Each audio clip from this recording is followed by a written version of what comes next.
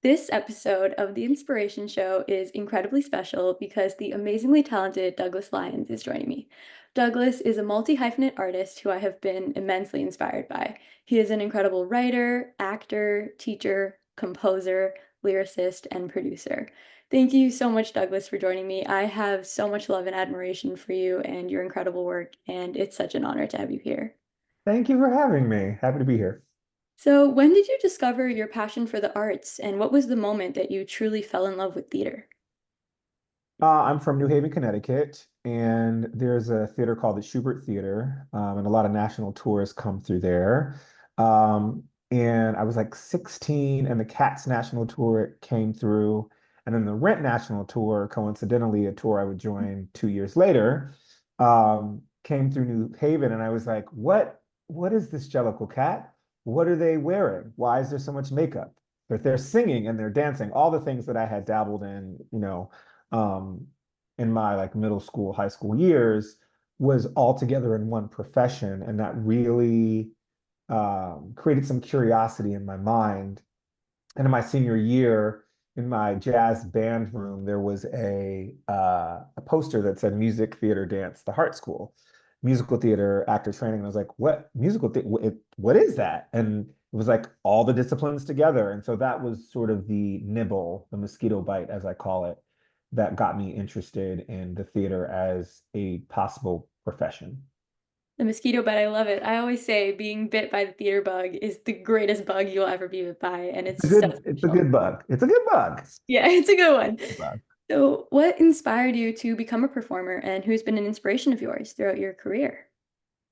You know what's interesting? I think after I was training already at the Hartt School, which is the only program I got into, by the way, I don't know where I would be if I didn't get into Hartt, because I don't know that I would have studied theater because I would have had nowhere to study. But one of my inspirations has actually become a friend of mine, Lilius White. Um, Lilius is, she's defining. She breaks molds. She's always authentic to herself. If you look at her resume and all of the incredible work that she's done, it was because she was special and she was herself and she was never trying to fit in. And I think that lesson has really been applicable to my writing in my life, where I'm like, my path is just simply not going to be some of my counterparts' path because I can't write like them. I can't act like them. I just have to own who I am. So her journey in this industry and just like breaking down barriers and doing any and every, facet and corner has taught me a lot about like persevering and vision and daring to be like, yeah, I'm just gonna go for it. I'm working on a new play right now, which is the second in the trilogy of plays that I'm doing a rewrite, and I'm like, this is terrifying, but why not? Why not do it? I have to say, I think that's why I gravitated to you and your work so much. It's because you wear all these different hats and, living vicariously through your Instagram and all these incredible announcements that you're coming out with. But I can't imagine what it must be like, to be the person doing it in day-to-day life. You know what? That has been a lesson in balance because I will be a workaholic if I allow myself to be. And I've learned the parameters. Like what's different in Hollywood and like writing for television is you get your weekend. On Friday afternoon or whenever the room wraps, you get Friday night, Saturday, Sunday, recharge. Theater, good luck. That's Yeah. just not happening. So even when I'm writing theater, I try to apply that mindset to my theater work. And I have an office now, which is a huge blessing where I can come and separate it from my room. Because in the pandemic, my roommate, I used to have a roommate. He would be in this room, and I was doing my writer's room about like 7 feet from my bed, on Zoom. And so I've come up with tools to differentiate my work life from my personal life, and really appreciating the personal moments that you have because you don't get them back when you miss them. And I think for a decade, I sacrificed a lot to be in Broadway shows, which was a gift, but also now I'm like very cognizant of where my time is spent and to make sure that I'm living life and not just working life, you know? Yeah, as they say, time management, very valuable skill. Very, very valuable. So you attended the Hartt School of Music. How did your experience there shape you into the performer you are today? For sure. When I got to Hartt, I had a lot of natural talent, but not technical skill. So I grew up singing in church, but like we didn't read sheet music. I learned music by ear, right? So getting into music theory and ear training was new. I had danced for like 6 or 7 years, but never taken ballet. So I had, the athleticism to perform and I could tap dance, but I didn't have the technique in all of my lines, right? So it gave me the sort of outline of specificity in my craft to really know what I was doing and not just being like, well, I'm naturally talented, so I can sing this note. It's like, yes, but can you sing it 8 shows a week? And are you using your diaphragm or using your throat? It gave me all the tools. And between my sophomore and junior year, I toured with Rent, the national tour of Rent. I swung and then went back. And that taught me a lot about just the industry and professionalism and business, because it's not just a show, it's a business. Mhm. Um, so yeah, and Hart just, I'm so grateful. I mean, one of my acting teachers is actually going to see Table 17 on Wednesday. They've like folks have still been, supportive to me, 15 years later or whatever, since I've been out of school. So that's been lovely. And I think that's you touched so beautifully on one of my favorite reasons why I love the inspiration show is I get to talk with people that I've looked up to so much. And like when you see them on a Broadway stage or a national tour or even in community theater and you watch them at curtain call and you watch them take that bow, you don't know what education went into how that shaped them into the actor they are today. And it's so special to kind of pick actors' brains on, how they feel that their education has shaped them. Yeah, and I will also say that like we live in a day and age where like what your education is of your making.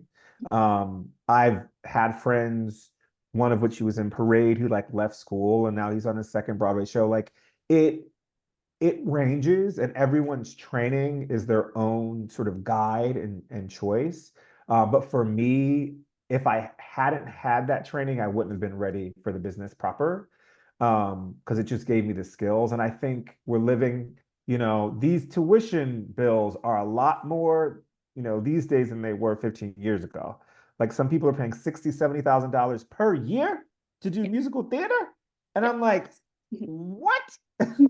Like my mind is blown. So I don't, I think training in some regard is important to keep your craft up, but I would be mindful of the business side of like how much money you're putting yourself in the hole Yeah. for to get that training.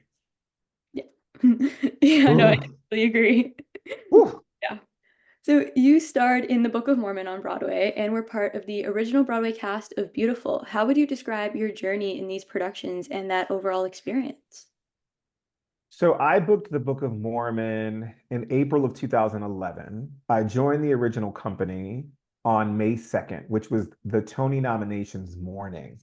So I woke up to all the Tony nominations and then I went to my first rehearsal. There wasn't even an album out yet for me to study. And like if you look in People magazine, which was like 3 weeks into me being there, I'm like in the back, like waving, like what? Like I had just gotten there. But Mormon taught me, luckily I had swung on Rent, so I was prepared for what swinging was. And to be a part of that show at that moment was so, so magical. I was 24 years old. And I also realized that a Broadway stage is just like any other stage, just like more expensive and more exposed. You know what I mean? Um, and it was, at that time, my longest contract because I did that from May of 2011 to July of 2012. And then I went on the first national um, on stage, assistant dance captain. And I met Ethan Pachter, my writing partner for music. So I'm, doing Mormon introduced me to all these people, like one of which, Asmaret, who is the associate director for Table 17 now, but we were actors together in that. It really boils down to relationship. And with Beautiful, that was my first original company, but that dressing room of men was so much fun. We still have a thread, where we text each other and talk and laugh. Um, but I really started writing seriously backstage at Beautiful because I had a 45-minute break in the show and I didn't want to just sit around and be on my phone. And I also got wind of the business aspect of what writers can make from a very successful musical or play. And I was already writing music. And so I was like, well, let me see if I can write script. I was afraid to fail. So it took me a while to do that. But my first exercise would be Chicken and Biscuits. Wow. So, most recently, you starred in the Tony Award-winning revival of Parade, portraying Riley while understudying Jim Conley and Newt. So, having performed in Parade at the Hartt School 16 years ago, can you share your journey with the show and what it meant to bring it to the Broadway stage? Yeah, so what's interesting is when I came back from the Rent tour, my junior year, I had two leads in one semester, which up until that point I had only been in the ensemble. And not only been in the ensemble, but I had only had that task in front of me because ensembles are fabulous. Yeah. Um, and so I did a black box production of this new musical called Marielle. And then I was cast as Jim Conley. And I had a breakthrough moment in that role where I was like, oh, I can use part of my upbringing, which is gospel music, because, in Blues Feel the Rainfall, there's those sort of vibes and what word am I looking for? There's not temperature, but there is texture. That's the word I'm Yeah. looking for. There's texture of gospel. And so that production in college synced something for me where I was like, oh, you can use what you do in this kind of work. How exciting. And so when they were casting City Center, I actually sent a message to Michael Arden, who's become a friend, and was like, look, I will audition, I will jump over horses. You just got to see me for this. And maybe Casper, you got to see me. Submitted a tape, didn't hear anything actually for a long time, and then got an email that was like, hey, it may go multiple ways, but great tape. And I was like, and also I know there's another role in the show. If it's not Jim Conley, I'm not above being Riley. I just want to have a feature. Like that's my new thing right now. Like Beautiful had a feature, Parade had a feature, and if it's not that, then I kind of don't want to do it. And just trying to level up my career. And so a couple weeks later, we had a conversation and he was like, would you do Riley? And I was like, are you asking me to do Riley? Because if you're asking me, the answer is yes. And that began the Parade journey. And then getting to make, my principal Broadway debut with Jim Conley for my acting teacher, my boyfriend. It's just like, uh, it was really cool. Yeah, I It was love really hearing the cool. full circle moments in people's careers and the fact that you did that 16 years ago and then you got to make your Broadway principal debut in that. Can't imagine. Yeah, you sort of black out a little bit when these moments happen Mhm. because you really got to focus and listen to what's happening in the scene. You kind of got it to be honest and to play it honestly. Um, so I, I really had to surrender and just give it my all. And the crazy thing is, I was out of the show that Sunday night because they had switched the schedule for some reason because I was going to a wedding. And I had to travel. So, and I was in the wedding party. So that Sunday matinee I did, we got on a bus, and on the bus, the stage manager called me and was like, "Hey," and I was like, "Do I need to come back? Like, what is?" Because my put in for Jim Conley was actually that Friday, but he was like, "Alex is going to be out on Tuesday. He has a commitment. Would you want to go on early?" And I was like, "Yes." And so I go to this wedding, which now I'm like, I can't drink, I can't have champagne, I can't do anything because on Tuesday I'm going back to New York and so I was like trying to sleep, but like couldn't sleep because I was all excited.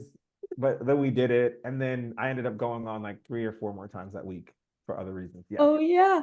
No, I have to say you reminds me of this story that I want to tell you. We recently, I made my off-Broadway debut in a show about my life and my journey at the Green Room 42, and all the parade kids were in it. And I felt like I was channeling my inner you because I wrote it, directed it, produced it, and cast it. I was like, I'm Douglas with my multi-hyphenate hats. And thank Congratulations. you. And we sang picture show. Charlie was my Frankie. And then Erin also sang Mary with her boyfriend Noah.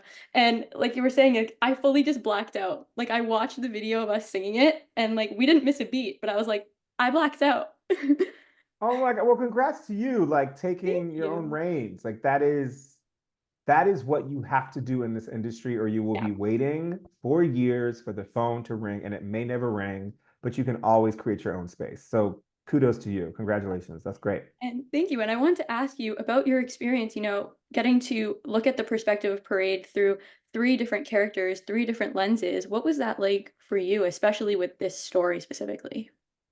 In the way that we did Parade, it was very difficult Mhm. because the staging of watching the story unfold was unlike anything I had experienced because there was no offstage time to like fool around and like have fun. It's like there's no fun. We're not having fun. Um, but the beautiful opportunity to actually watch other people's work, right? And to see the minute nuance. Paul Alexander Nolan, one of my favorite actors to watch, because it was always different. It was always spontaneous, but it also was safe and exciting. So, as Riley, I was on stage right. As Jim Conley, I was on stage left, and they had a different show over there that, in Mhm. my opinion, was easier and a little bit more fun. Um, but what a gift to like be a part of something where, given what role you're on for, Mhm. your whole perspective of the story changes Yeah. because Riley was a domestic, Mhm. but Jim, in a way, had a status.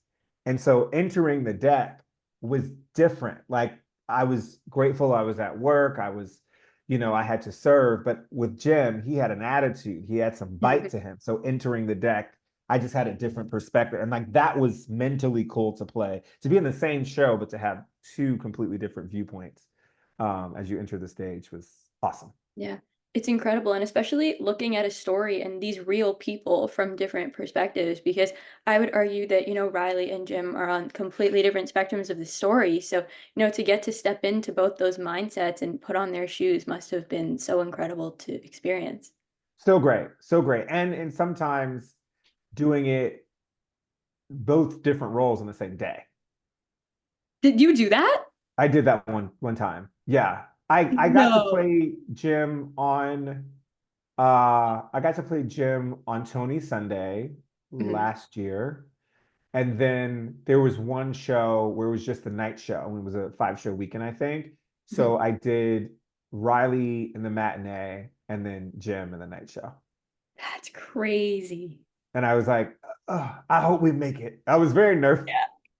Was very nervous because that's a different vocal jump than what Riley was too. Oh, definitely. And I gotta say, you're rumbling and rolling, very special place in my heart. Oh, thank you. So good. Thank you. Thank you. Thank you. So, as a playwright, when did you realize that you had a passion for writing? Um, I want to say probably 2017, 2018, when I got the response with Chicken and with Bo, like seeing people react to your words. Like I always thought being an artist, because I'm a performer as well, was like you have power and agency with your performance. Like that's how you move people. It didn't dawn on me that maybe my words could do the same. And so that epiphany was like, oh, there's a little less pressure here. There's a little bit more space and breath and life here. What if? And seeing the response to Chicken and Biscuits with all the developmental readings and with Bo and our readings and our out of town and the Adirondack Theater Festival and how that show sort of changed the space, I was like, oh, this is also a superpower. Mhm. And so I started to take it very seriously, working on Fraggle Rock and understanding, a completely different style of writing that is structured in 3 acts and like 29 pages and joke punches Yeah. and, A, B, C story structure, just like really learning the technicalities and the way, when I got to college, I had natural talent, but I learned the techniques I sort of have learned that on the job with writing. And it's just thrilling. It's thrilling also to give an opportunity to actors that are fabulous that you know that don't get an opportunity to showcase themselves because the industry is tough, but you can write something that's a vehicle for them. What a gift. Like what a gift. Yeah. Yeah, that's such a gift. I have to ask, what advice would you give to those that want to be multi-hyphenates and want to try on all these different hats to see what the right fit is for them? You just never know which hat is gonna go. Mhm. So like try them all. Like literally, you can have your own intentionality of your career, but there could be a spin-off opportunity. You know, like a guy that went to the Hartt School, Steve French is his name. And I always use him as an example, but he was an actor training student that has become a huge voice-over artist, like big Marvel type things, right?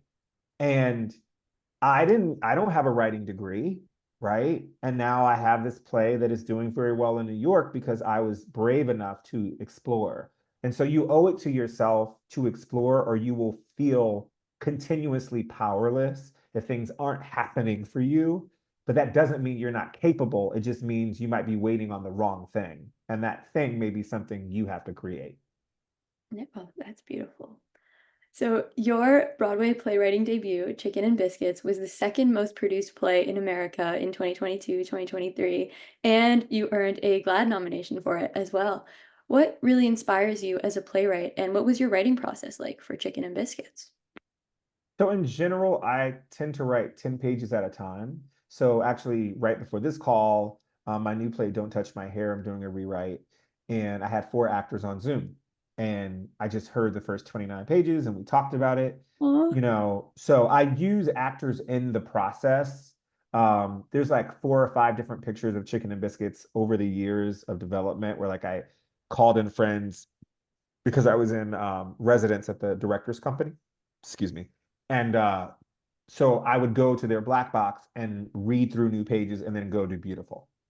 You know, that was like a part of my schedule. So I really like to make it a community-based effort because you're ultimately going to have audiences and actors alike telling you what the thing is. So why not include them early? Mhm. So if something's not working, you're not like, oh, I wrote an entire draft only to learn on page 30 that that joke wasn't funny. And that bit we went back to 10 times and no one's laughing because they didn't laugh the first time. I'd rather know that on page 30 than on page 100. You know what I mean?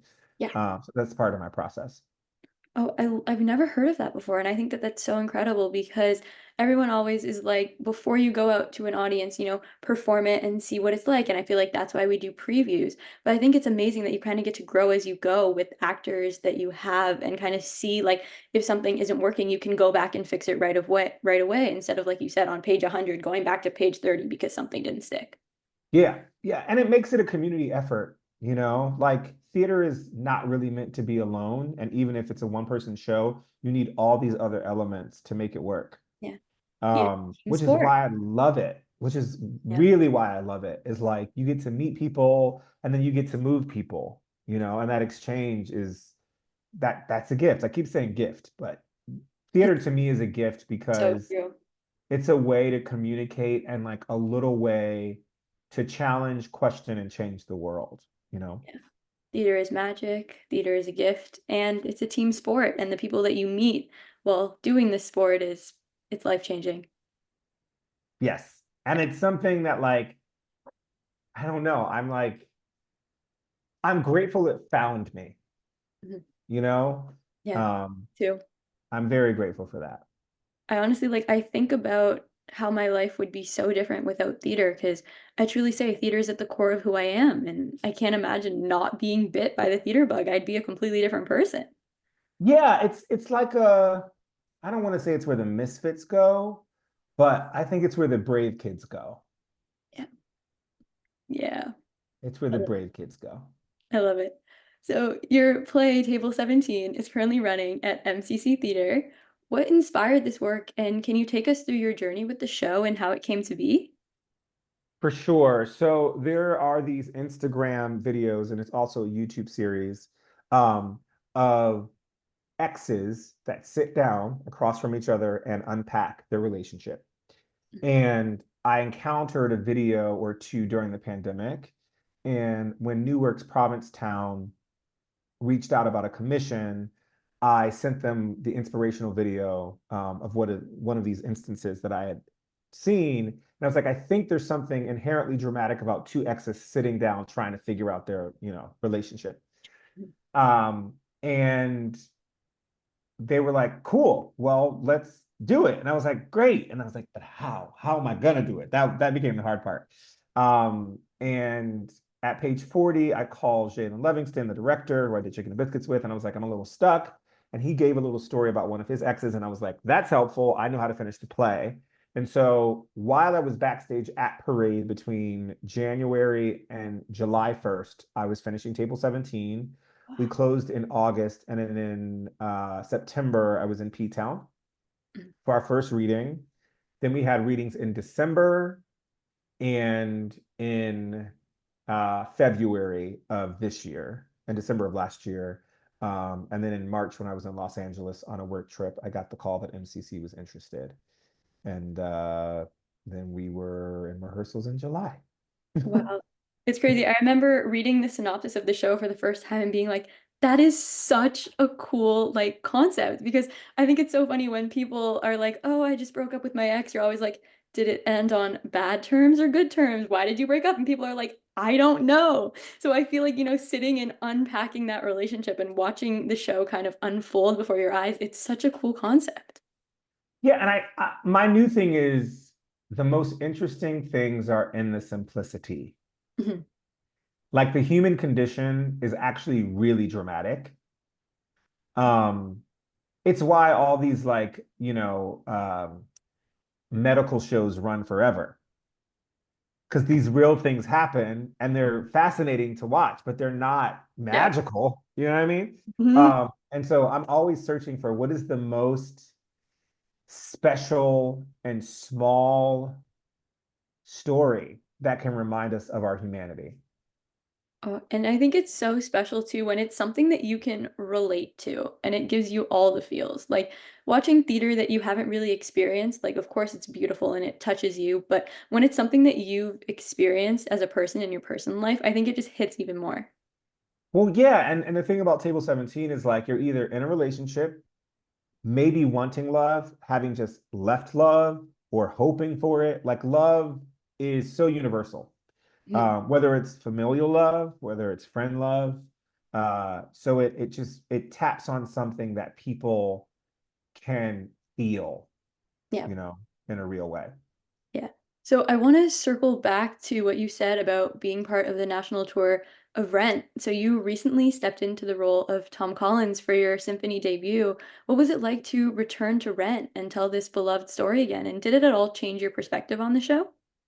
Well, almost 18 years of life will change perspective Yeah. of the show. So yes, that happened. Yeah. It was an emotional return because I did that show before I really knew who I was as an artist, as a human. And so I just have so much respect for Jonathan Larson and what he was able to create in the score, in the story. It's so impactful for what it represented at that time.